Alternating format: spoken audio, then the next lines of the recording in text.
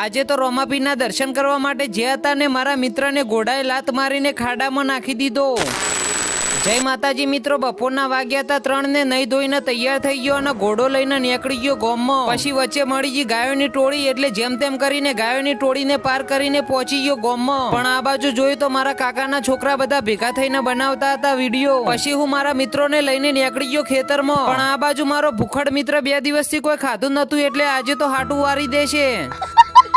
પછી હું નીકળી ગયો રોમાપીરના દર્શન કરવા માટે, જે થતું હતું અમારા ગામથી 7 કિલોમીટરના અંતરે. એટલે મારા મિત્રના ગપ્પો હોભળતો પહોંચી ગયો વડુ રોમાપીરે. પણ અહીંયા આવીને જોયું તો રોમાપીરના દર્શન કરવા માટે એમના ભક્તો ઉમટી પડ્યા હતા. અને તમે પણ રોમાપીરને માનતા હોય તો વિડીયોને લાઈક કરીને સબસ્ક્રાઇબ કરી દેજો અને કોમેન્ટમાં જય રોમાપીર જરૂર લખજો. પછી ફાઇનલી તમારા ભાઈએ રોમાપીરના દર્શન કરી લીધા અને ચોલ્લો કરીને પ્રસાદી પણ લઈ લીધી. અને મળી ગયો મારો નાનકડો સબસ્ક્રાઇબર. એટલે નાના છોકરાને મળીને મને ખૂબ આનંદ થયો.